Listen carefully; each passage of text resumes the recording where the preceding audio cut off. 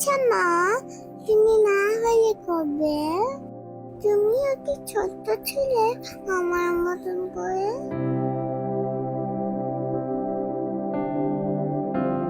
সবাই ছোট্ট খুকি থেকে এত বড় হলে। তুমি জানো, আমি যখন প্রথম তোমার হার্টবিট শুনলাম আমি কান্না করে দিয়েছি। এখন শুধু তোমার অপেক্ষায়।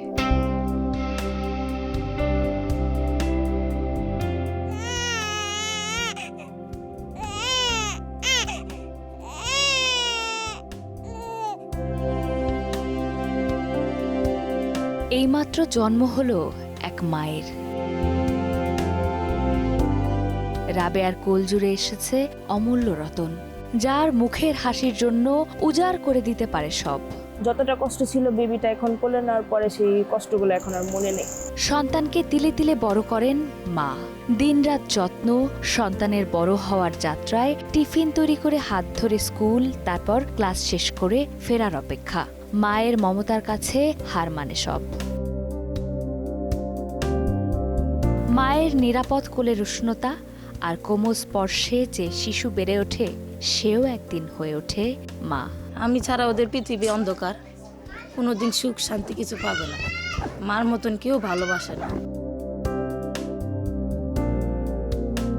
সোনিয়ার বাবার মৃত্যুর পর তার মাই এক হাতে সংসার থেকে শুরু করে বিপদে আপদে ঢাল হয়ে দাঁড়িয়েছেন। সেই দৃঢ় কঠিন মাও দুর্ঘটনা আর বয়সের ভারে এখন ছোট্ট শিশুর মতো হয়ে যান কখনো কখনো। মানুষ যত বড় হয় না একটা শিশুর মতন হয়ে যায়, সে আমার কাছ থেকে সময় চায়। এক প্রকার বলবো আমার দুনিয়াটাই আমার মা। যখন আম্মাদের হাত বুলায় দেয় না, সকল টেনশন ডিপ্রেশন সবকিছু চলে যায়। কিভাবে জানো? আমার মাকে ছাড়া আমি একটা দিন একটা সেকেন্ড কল্পনা করতে পারি না। দিবস রজনী আমি যেন কার আশায় আশায় থাকি।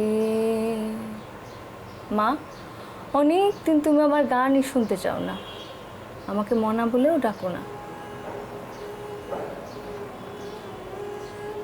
তবুও হিমালয় থেকে সমতল এই শহরের সব অলিগুলিতে আমি তোমার ডাক শুনতে পাই। মায়েরা কি কখনো হারিয়ে যায়, নাকি রাতের সব তারাই থাকে দিনের আলোর গভীরে? চন্দ্রিমা চৌধুরী, সময় সংবাদ, ঢাকা। শুধু দরজা বড় করলেই হবে? ফ্রিজ পেতে ক্যাপটা তো খুলতে হবে।